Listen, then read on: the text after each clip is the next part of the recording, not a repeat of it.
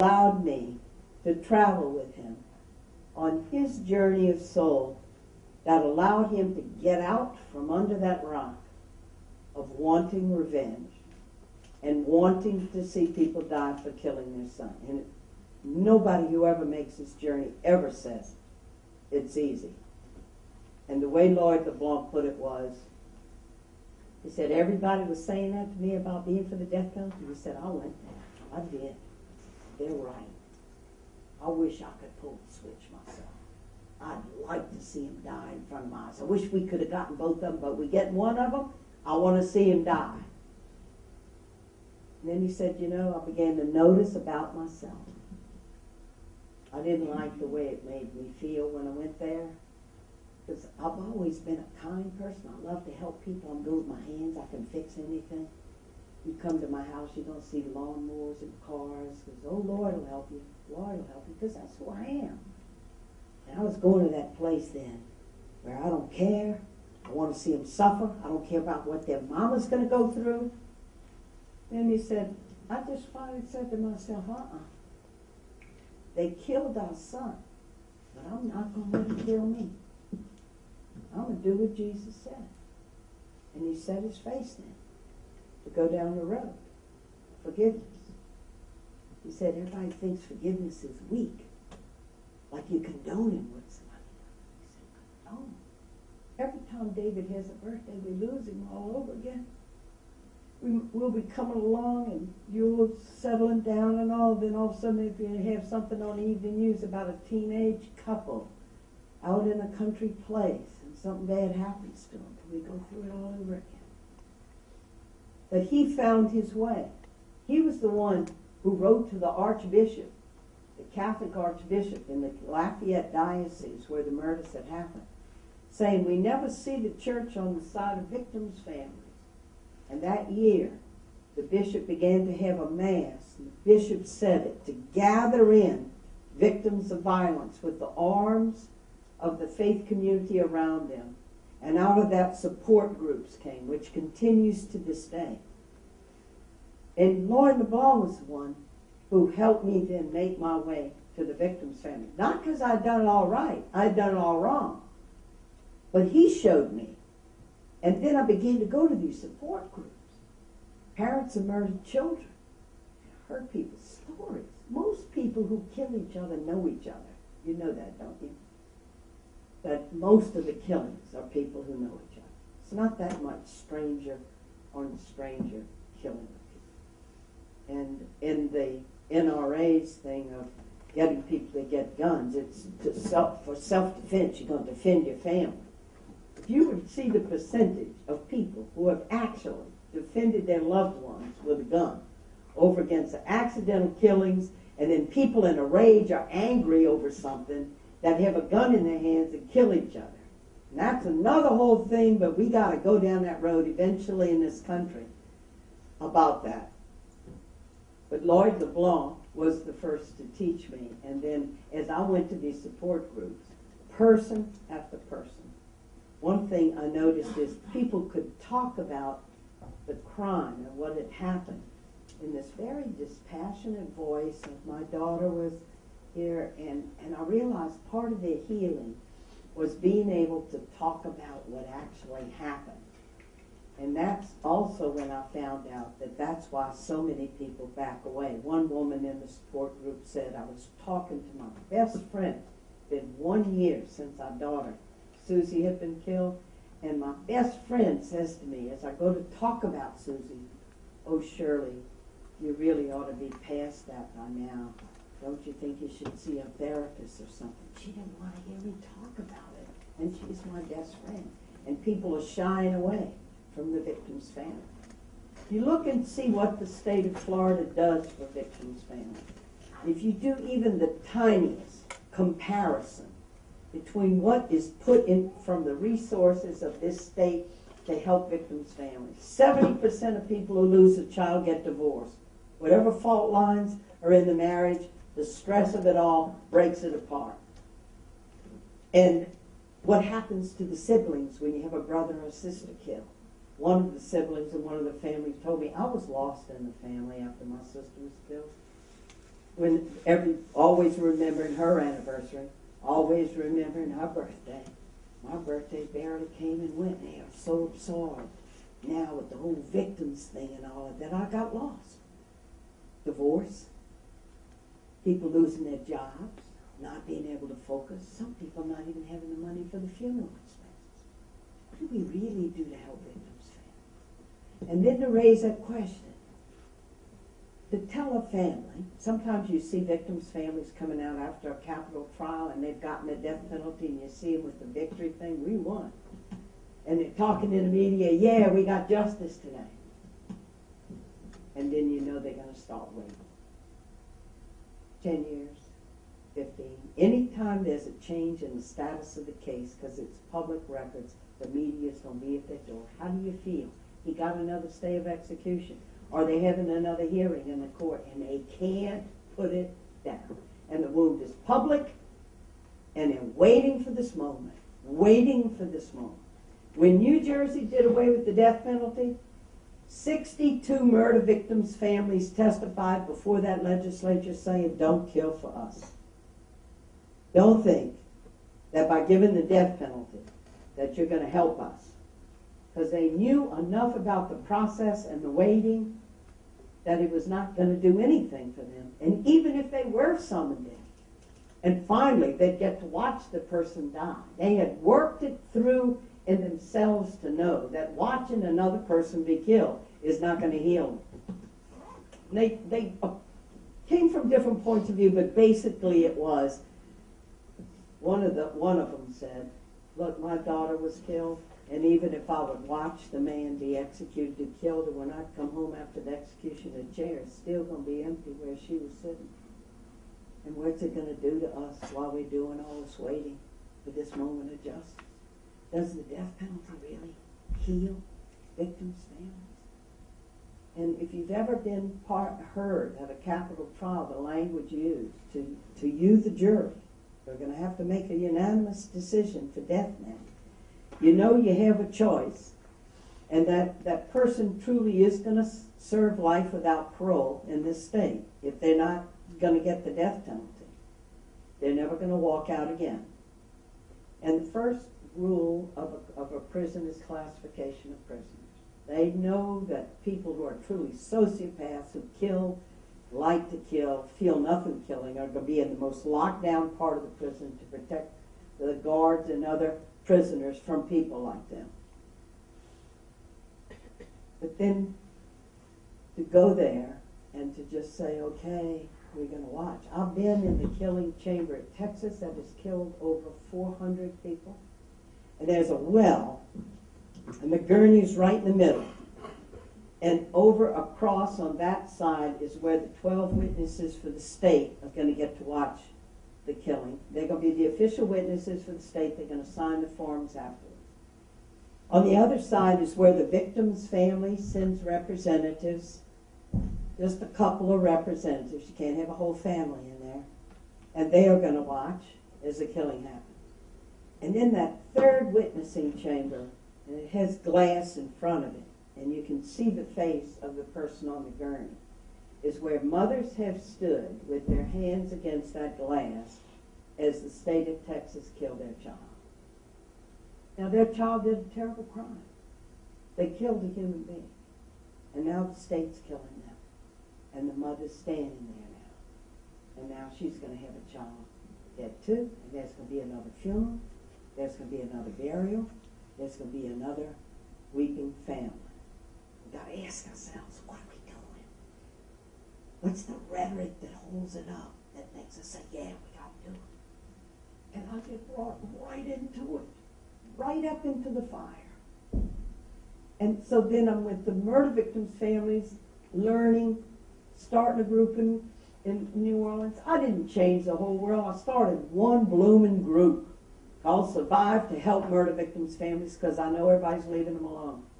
And then I'm with the man who's executed. I'm with this man, Patrick Saunier, after the journey over 2 years.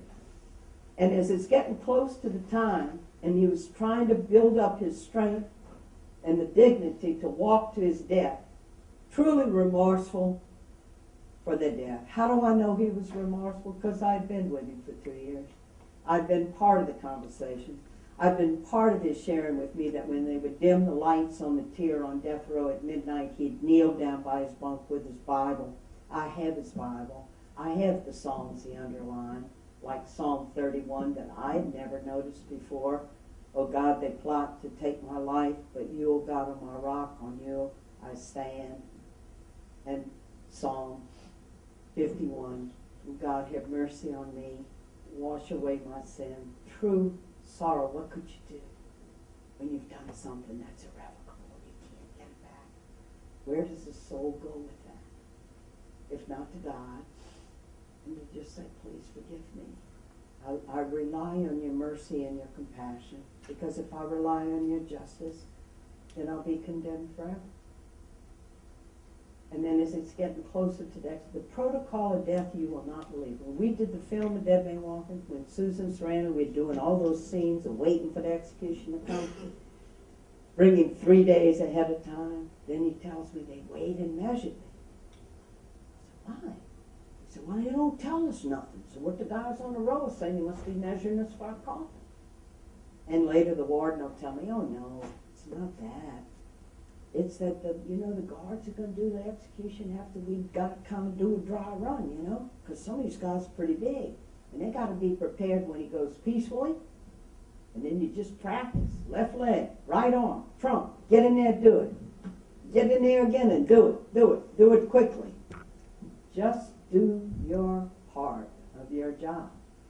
And then they also got to be prepared if he fights them every way. Every step of the way.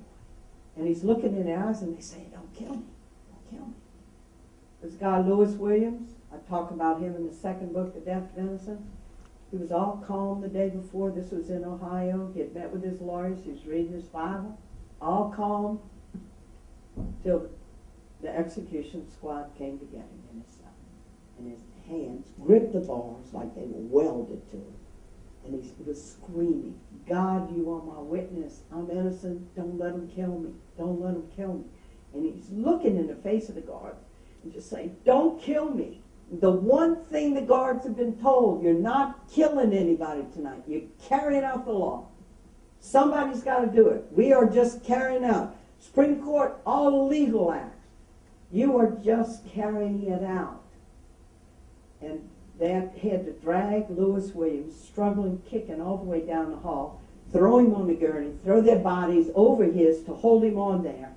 And the journalist that recorded this story did a telling detail in the story.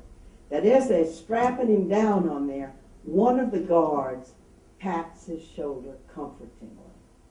Pats him like it's going to be okay.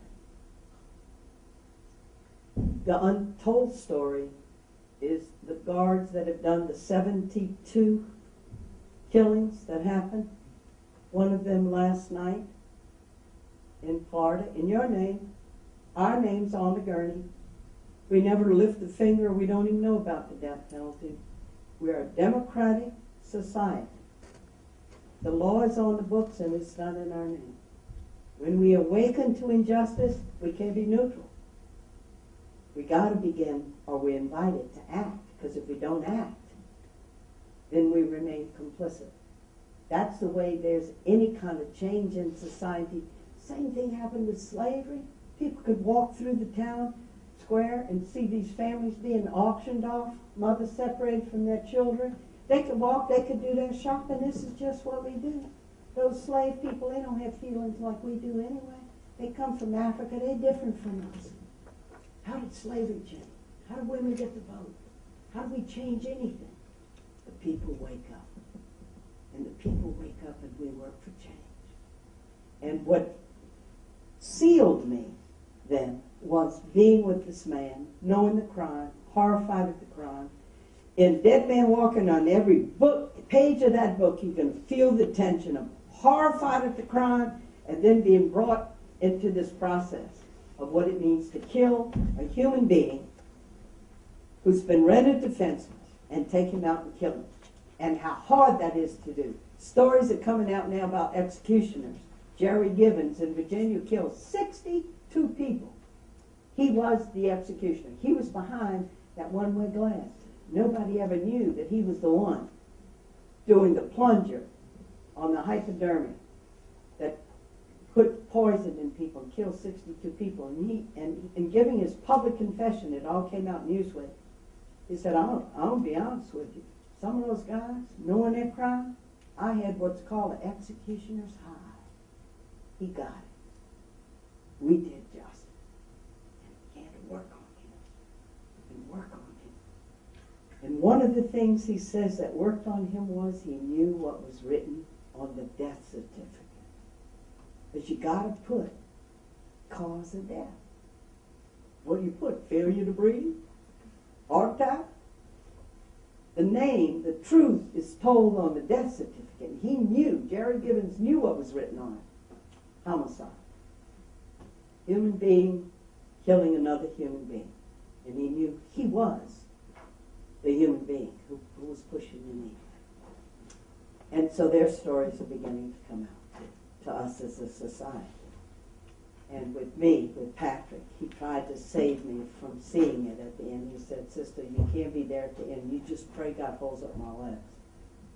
Because it could scar you to see this. And all I knew was, I said, you're not going to die alone. And there's this thing, I call it grace. It was just inside me. It was very, very strong. I said, Patrick, I don't know what it's going to do to me.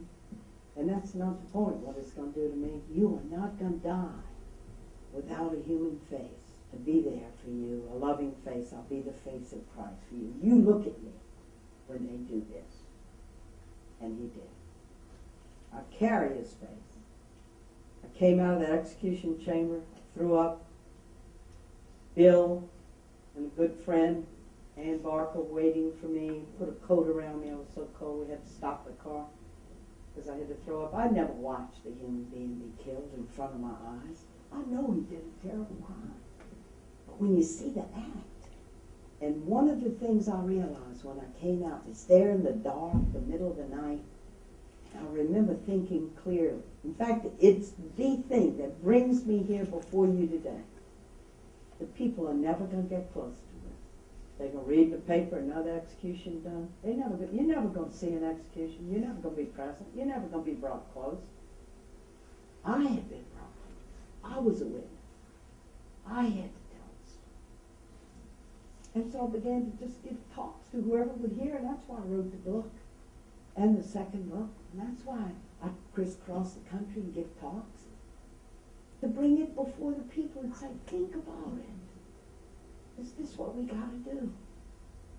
Because when the people reflect on things and go to a deeper level, we're going to choose the path of the other nations, but we can't do it without educating our people. And people are deeply ambivalent about this. That 61% that still say they support the death penalty, that's on the up-down question. When there's a terrible crime, are you for the death penalty? Yeah. When you give people the choice, if you have the death penalty or life without parole, a growing number, a majority of people now are saying, hey, as long as I know we're safe, and that guy isn't going to be out and killing people again, that's enough for me. More and more people are saying that. Because nobody really wants to kill. And the juror really doesn't want to kill either. And it's all in each one's hands. Because if they don't get a unanimous decision, I don't know, do you have judge override here? Can the judge override the jury here? I think you do have some instances where you have a whole jury decide the person shouldn't get death. The judge say, nah, I think they ought to get death. Look how this thing is put together. And jurors then left with, because if they don't vote for death, the person lives. So each one of them, in effect, has that person's life in their hands. Ordinary citizen being asked at shoulder whether or not to make a decision to kill a fellow human being. So I'm going to leave it here, and we can have maybe some conversation together. How are we doing on time? We're doing fine. Questions from the audience? Questions? Comments? What do you think? You thought about this much? Yes. Bill? On the statistics that you put down, there was 200 and some odd people on death row in Pennsylvania, but you said they haven't executed anybody recently. Is there some kind of moratorium there, or? Well, I think it just shows the state to state. Some states, it takes an act of the governor to actually say, all these people on death row, I'm going to choose this person and they're going to do it. Other states do it automatically. And so California has tons of people on death row. And so it's literally a state by state decision on that. Louisiana, for example, we had initially that the people are convicted, and then they can appeal if they want to. They didn't have to do it, and then it was up to the governor to say, okay, now it's your turn, and they would put them on. And then as that happened, then the governor said, I don't want to do that. So they changed the law so that there's a certain amount of time just automatically puts you up there. So each state has a different way of making that happen, and that's again part of the place issue of how it's. Yeah. Are there any states that have the death penalty but haven't done an execution since '76? There's states that don't have death penalty. I just want to know if there's one state that has the penalty but has not exercised it since it became. Well, did New Hampshire ever kill anybody? And New Jersey hadn't in I don't know how many years. Northeast, less than 1% are done. Go ahead. We do have the opposite, obviously, which is that there are just a handful of states that are just killing people left and right. We're in one. Yeah. We live in one. Texas is one. There's, big overlap in these states with the Confederacy. And, so with race and place issues, slavery, the kinds of things. And so the further you get away from that, the further it is actually in most cases with the death penalty. Either whether they have it or whether they use it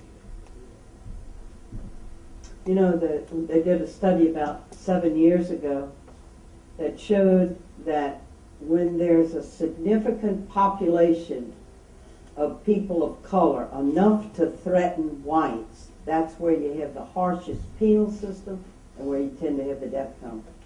And the 10 southern slave states do 80% of the executions and always have. And we don't have a Supreme Court that ever looks at the ground to see how their so-called pure criteria of the worst of the worst is being applied. If they ever took a course in sociology and they ever got on the ground to see how their theory is working, they'll abolish the death penalty at 9 o'clock tomorrow morning. But they never look on the ground. They never look in practice how this thing works out. Isn't it odd that 80% of all your executions happened in the 10 southern states that practiced slavery? Less than 1% of the states in the Northeast that had the death penalty executed anybody. One of them in Connecticut that just ended it was Michael Ross, who asked to be executed. He was a serial killer. He talked about this demon inside of him. He tried to commit suicide 3 times on the bridge where he went to Cornell, where he was killing women. He said this demon get him, he'd kill women. So he's asking to be executed. That's the only one they ever executed in Connecticut. And that's one of the things they looked at. We're not really using this thing. New Jersey looked at it. We're not really using this thing. But you see our work is cut out for us in the South because we are really using this thing. But the people, by and large, are disconnected from it. So when we can wake up the people, we're going to change it. That's you. That's me. It's all of us, yeah, because the Supreme Court says we don't want to get in the way. The jurors made the decision. And the jurors are saying, well, the judge told us if they show us this and that, then we have to make the decision. And then the judge is, the prosecutor saying, I'm just doing my job to ask for the death penalty because that's one of the things that I have to ask for. And if you talk to any of these people, except some of these prosecutors, you talk to most people that say, I didn't do it. It's not me. It's them. And it's them. And it's them. And it's them. And it's them. And what that tells us as grown-ups is that's a system. That is a system. It's not one person who's wrong or who's right. It's a system that we have created that creates these victims, the victims of the people who died and the victims of the people who killed them. It's interesting that you say that the system is the one, because the way I'm seeing it from the story you said about the prosecutor who was dying from cancer, who had covered up the evidence, it seems to me like there's sometimes political factor Whether big if one. this would have come out, it would have been a huge scandal. The credibility would have been lost by the prosecuting state attorney's office, and whatnot. As far as the police officers, everybody will be investigated as to the evidence why wasn't it shown, because everybody was in the know, right? Everybody that investigated the case. So I think it goes like beyond that fear, that willingness to do justice, right, from the prosecutor, because he thought in his head that this man was guilty. There was also this cover-up for political reasons, and I feel like the judges as well play into this, because a lot of these prosecutors and as well as judges, they want to advance in their careers. I'm glad you see the role politics plays. The easiest political symbol in the world to show you tough on crime is say you for the death penalty. And look at how many, when people run for election, politicians, they gonna say they're for the death penalty, whether or not they are. Because it's just like, oh, well, that's what the people expect. This is how I show I'm tough on crime. And it's the real roots of crime are where? What? Why is it that when we look at the track record, the states that have used the death penalty the most generally have higher violence in the states that never used it at all? What's violence related to? The root causes of violence. And that's much harder to do, because then you got to get into poverty. You got to get into people's lives and when they're thrown out of the mainstream and how then it all comes in. And that's hard to do. It's easy to say, oh, yeah, I got the magic bullet, I'm for the death penalty. And if you do the little bit of history, so this is not Republican Democrat stuff, Right. You remember when Bill Clinton was running for president the first time, people were saying, he's just, he had the draft thing and he had the thing with women and all that stuff. And people say, well, he's wishy-washy in that. And what did he do? While he was running for president, is he allowed the execution of a mentally retarded man to go forward in his state while he was running for president, in order to show, to make the move, and make it clear, just this, I can be as tough as the Republicans. Right, political power. And so it's not Democrats, Republican stuff. It is politics. And politics is sometimes another name for justice. The story, too, we talk about this, how does change come about? Women couldn't vote, right? Couldn't vote for forever. Susan B. Anthony, she did an act of civil disobedience during an election. She ran in with a couple other women, and they just went and stuffed their ballot into the box, and so they didn't know what they had done. And when she was prosecuted for that, they said, do you have something that you want to say? And she said, I would like to talk about the justice of excluding women from the democracy that we're in. The judge said, sit down, we're not talking about politics in this courtroom.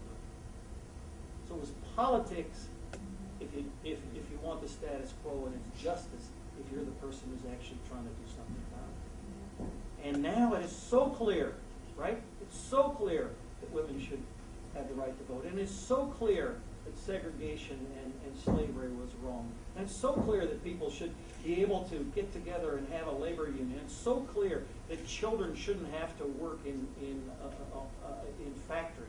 And it's so clear that people with disabilities ought to have the same sort of access that other people have. And it's so clear that domestic violence has to be addressed. But 100 years ago, none of these things were clear. All the churches, all the universities, everybody, we all said, well, that's it. That's the best we can do. There might be something wrong with it, but that's the best we can do.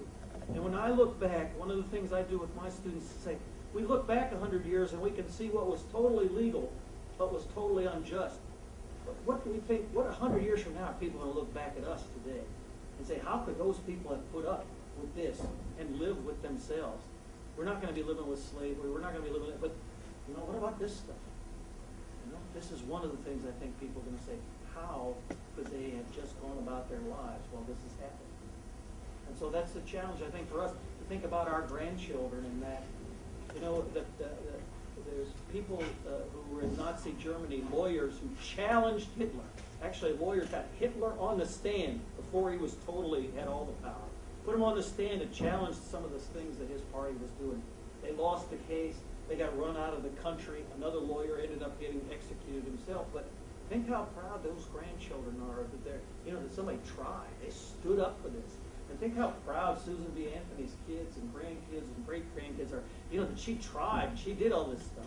And that the people who fought against slavery in the 1820s and 1830s, they probably didn't even live to see the end of slavery. But they fought, they tried. And so that's the challenge, I think the justice challenge for all of us, is to try and figure out what we think is right and then work with other people to try to do something about it. Supreme Court's not going to answer this. Supreme Court's not going to lead us in terms of justice. The court is going to follow.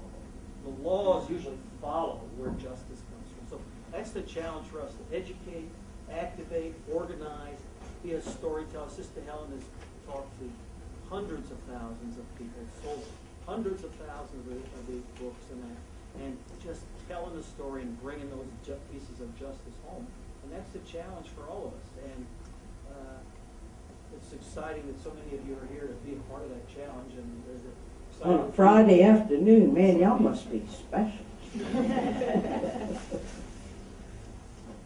Yes. A couple of my students raised a few points. One of them said, why don't we institute a federal system then that trumps the state systems?